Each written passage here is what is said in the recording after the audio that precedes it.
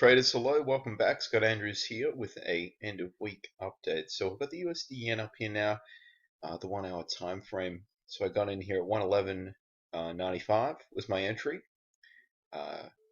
Just illustrated here by the grid dash line. So I got in the high of this candle. I made a pretty big push, and I thought I was going to see a little more of a substantial pullback and a move higher, but it just continued to go on. So right here, actually, it was there, the high of that candle. Elicited me to move the stop loss to just past break even. It was around 2 pips or so. So just taking into consideration, the spread that's there on the pair, and it's pulled back a little bit, which is given. I mean, you got to understand, it's moved substantially. I mean, the high there was, 112.796. So that was, nearly 100 pips from my entry. So pretty substantial in a short amount of time as well.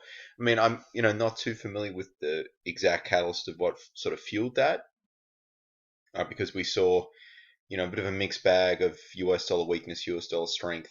But it, this pair, this pair sort of moved a lot cleaner than others. I mean, USD Swiss was pretty good as well. It's had more of a pullback than the USD yen. Let's see, the Aussie dollar, particularly choppy, really just tough.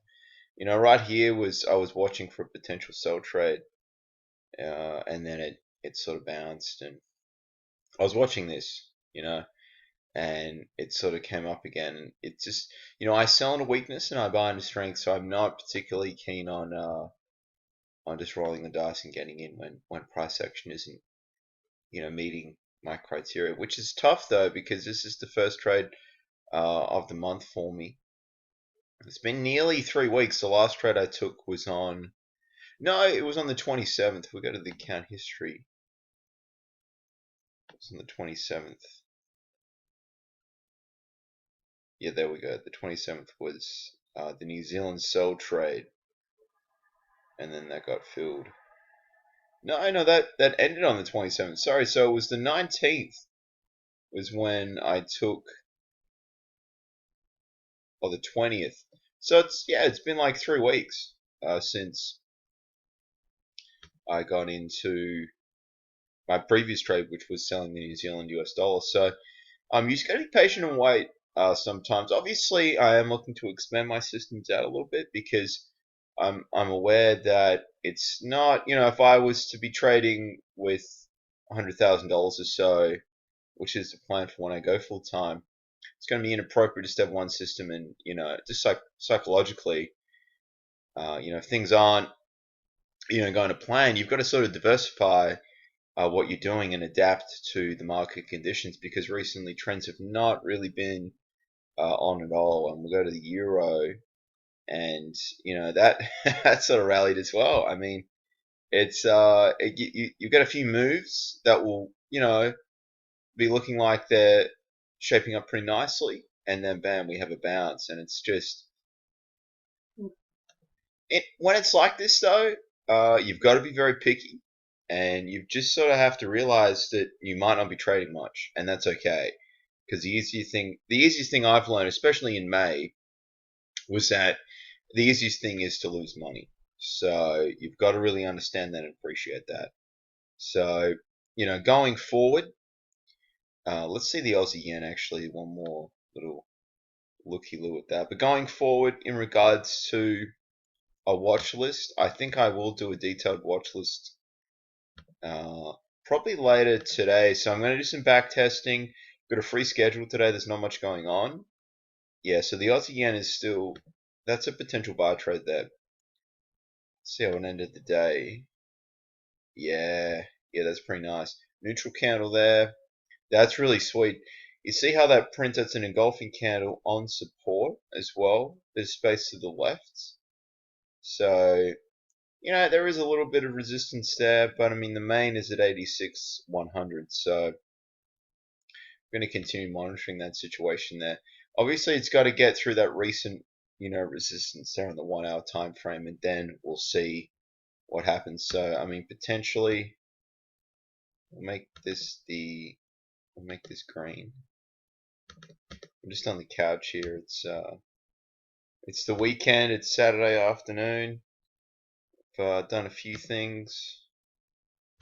Done quite a few things actually. It's been a big week. I worked Saturday, Sunday, and then Monday to Friday as well. So I worked around 70 hours in 7 days. So it's been pretty crazy.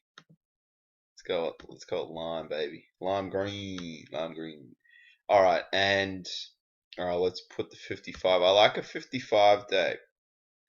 Now, in regards to stop loss, I mean, you know, there's two approaches. You can just, you know, put it down here in the lows, but I like using this because it keeps things very objective, you know, in regards to a scientific sense. So it's not really open to interpretation when you actually go back testing to live trading. You know, it's very objective, and that's what you want to be. You want to be pretty regimented. You know, because there's a lot of talented people that trade, and you have to show some respect, because if you don't, then you're just going to lose your money. Lose your money very quickly, and you know, the market just doesn't care about your fundamentals. You know, what you think the pair is going to do. You have to be, you know, you know, you winning money means someone's losing money. So it's as simple as that. Okay. So that would be a potential setup there. So we'd be looking for an entry at 83.60. Is that 83.60? Yeah. Stop at around 83.069. So that's a potential trade there. So we go to the daily. It's nice. I mean, go to the weekly. Yeah. So I mean, it's a little messy, you know, but it's above resistance, and we've got you know, to the next resistance level, the major resistance level, is quite a lot of room, and that's what you want. You want the stop there defined, and you want to let your winners go. So I know it's tempting when you see this to be like, well, Scott, you could have cut that, but this system, that's what this system is, and that's unfortunately. And I do see merit in, you know, having tighter stops, tighter take profits, but I haven't quite delved into that live trading yet. So I am working on that, and I'll be doing some more back testing today. But that is it, guys. USD yen end of week update, about 0.5% there, and it's about 1% on my other account. So we ended at around 1.5% unrealized for the week, unrealized obviously, and we'll see how it goes. And the Aussie yen, that was the potential buy trade as well that I presented. So I hope you enjoy it. Happy trading. Do some back testing. You know, really, you know, working away your strategies. The weekend is where, you know, you have to be busy when it comes to chart analysis and things like that, because you got to think of like this. Like, you know, if you're an athlete, if you want to get better, and all the teammates, which are the other retail traders, are having a good time, getting drunk, whatever. You know, if you do the same thing, your results are going to be the same. Okay, if you think any different, really, that's just insanity, honestly. So you have to apply yourself. You got to work hard. Trading isn't about fun and games, unfortunately. So it's just another job. Some people, you know, they want to be traders, but the work required I'm realizing is immense. But if you enjoy it though, like I do, it's not, you know, an issue. Like, you actually really enjoy doing it. So that's that, guys. Anyway, thank you for watching. Longer video, I apologize.